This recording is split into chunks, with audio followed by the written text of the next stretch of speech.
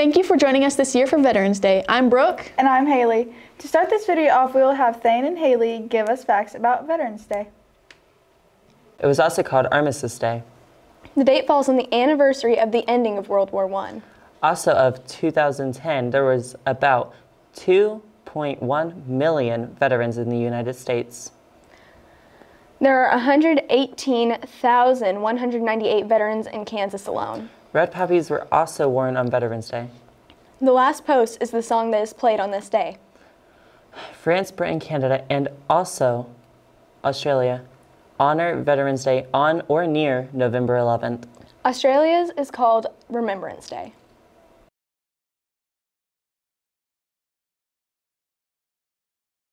In honor of the 13 original colonies and our forefathers who founded this great nation, we salute you.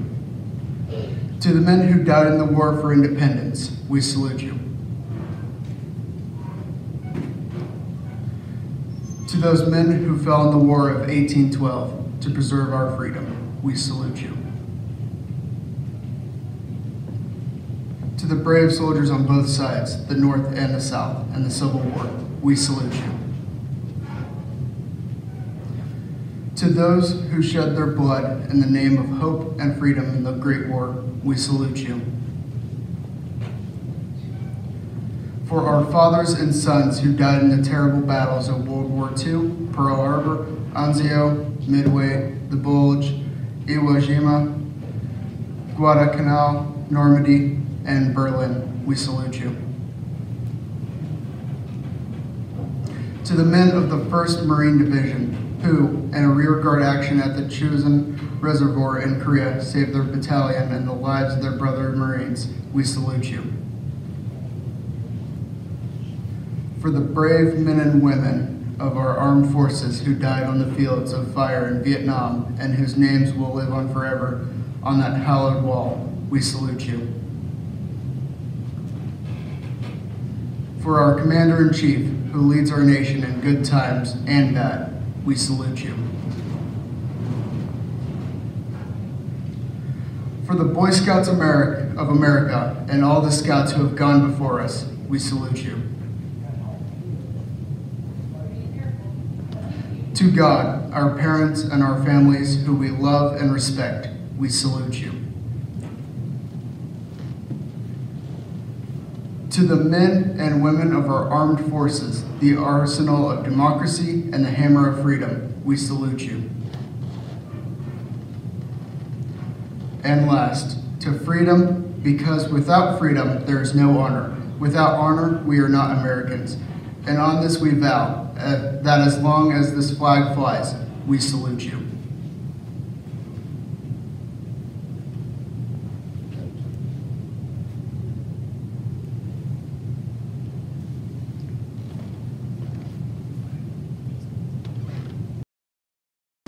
Veterans Day to me means acknowledging those in our armed forces who have fought to protect our freedoms.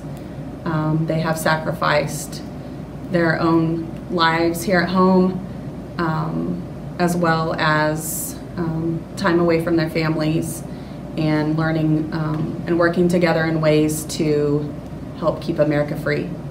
I think that is a day that we can celebrate and honor the people who have served for our country. Veterans Day to me is a time to just reflect and to give thanks to all those men and women who have served or currently are serving in our military, our armed forces, so that we can continue to be the greatest nation in the world and have the freedoms that we enjoy today. It means a lot because I have a lot of family that have served and are still serving in the military, and we get to honor them. Well, it means that it's our chance to honor those that served our country for our freedoms. I honestly think that we should do that every day of the year, though, not just Veterans Day, but I am thankful that we have Veterans Day to put that in the forefront. 3 older brothers that were in the military. My brother Douglas is currently serving in the National Guard, and my brother Chester was in the Marines for about 2 years, and then my brother Hunter has been in the Marines for 6 years, and he's just now getting out. Several of our former students here at Sedan are currently serving or have served. My own son has recently got out of the Marine Corps. Right now we have the Shute brothers that are still serving in the Navy. Tate Halderman's in the Navy. Jared Rogo Harder is in the Navy. Danny Osborne's getting ready to leave. So several of our students are helping serve in the armed forces. Both my grandfathers served in the Army, and they both fought in World War II. And my grandfather Chavez also fought in the Korean War. And my grandfather Martinez received the Purple Heart because he was injured with shrapnel. And I have a brother-in-law who served in the Army and was in Afghanistan and actually lost a leg in Afghanistan. And he's a really great guy and has gone through a lot, but has done well recovering. My son served in the Marine Corps, and he was in the Marine Corps about 1.5 years before he fractured his back. So he's now out of the military and he's a veteran. My nephew Nicholas serves in the Army, and he was recently stationed in Colorado, near Colorado Springs, and he's a sergeant and runs his own unit and does construction and other things that I'm not privy to know. So yes, we have a lot of family members who have served and are still serving in the military. So my name is Daniel Heath Lampson. I'm a staff sergeant in the United States Army, currently serving with the Kansas National Guard. Live here in Sedan. I'm an attorney, practice in Montgomery and Chautauqua County. I have 2 children. Drew lives in Wichita, Kansas, and Aubrey, who attends 4th grade here in Sedan Elementary. My wife Amy teaches at the elementary as well. Sure. So I joined the Army in 2009. Went to basic training in Fort Jackson in South Carolina. Went to my training school in Fort Lee, Virginia.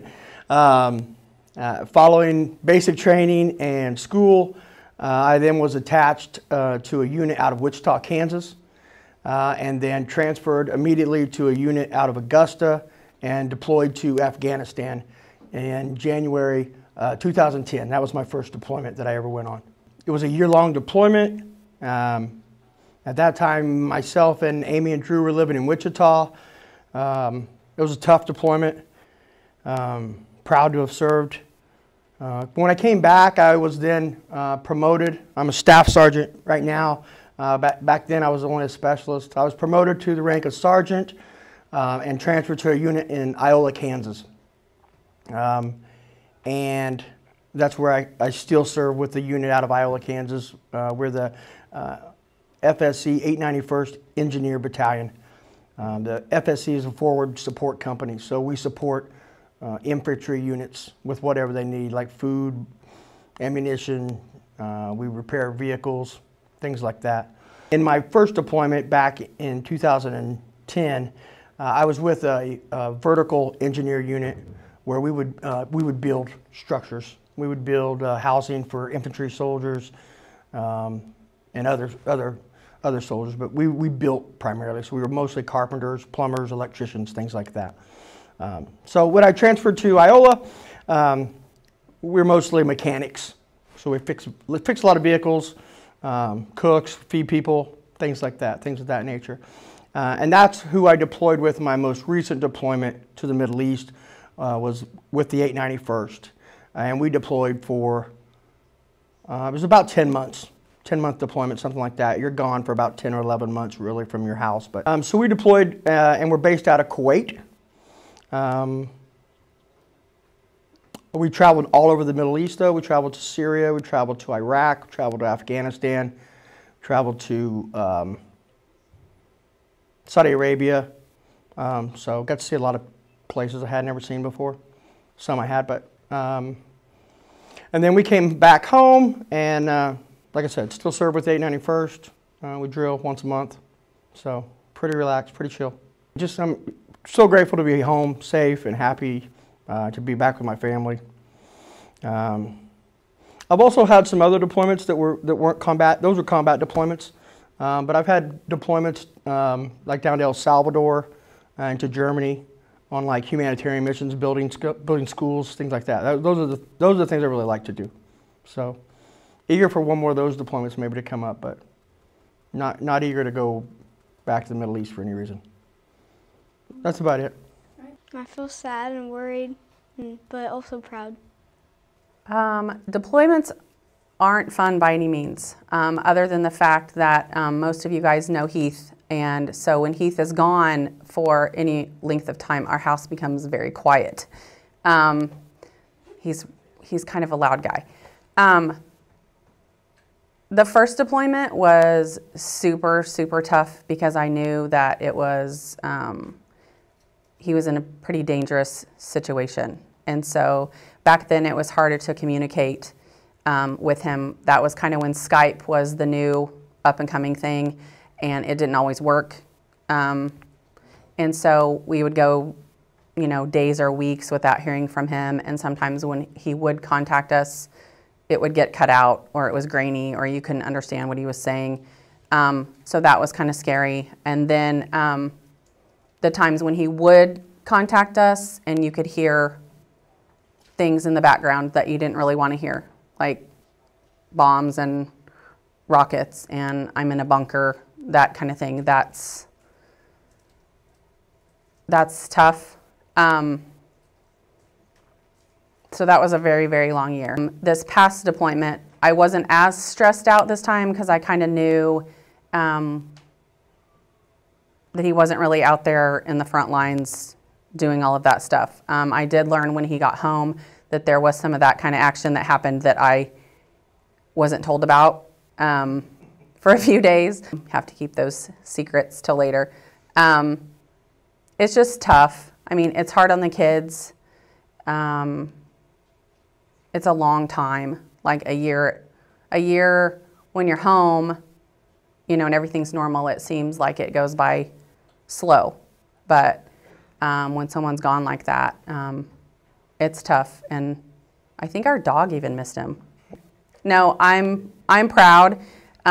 Being in the military, a military family is kind of difficult sometimes because you don't know what's going to happen. I mean, he could be deployed again with the way the world is right now. There are a lot of good things about being a military family, and there are some not good things, but in the end, I don't know. I think I'm proud, you know, of Heath and of Douglas, our cousin. My Uncle Greg served in the Army for over 30 years, and then my grandfather, Richard Potter, he was in the Korean War. It's a good thing. So if someone's got to do it, then I guess it's us. So go Army. My name is Walt Kuntz, grandfather to Reese, mother to Miss Kelly, Mrs. Kelly. School nurse. School nurse. I served in the U.S. Army Reserve Unit in Independence, Kansas for 5 years. Before that, I was 1 year in a National Guard unit in Hutchinson, Kansas. I did basic training at Fort Campbell, Kentucky for 2 months. Wasn't the most fun thing in the world, but I got in good shape. The next 2 months, I was in Fort Sill, Oklahoma, as the unit I was in originally was a field artillery unit, and Fort Sill is the place you get schooled to be an artillery person. That's the howitzers, cannons, interesting and interesting. I then got a job in Sedan, Kansas teaching, so I transferred to Independence, Kansas, where I spent the next 5 years. We had training every month for a weekend. In the summers, we had 2 to 3 weeks of training at different places. Fort Carson, Colorado twice, Camp in Michigan once, Fort Riley, Kansas once. My father was a war veteran. He served in World War II.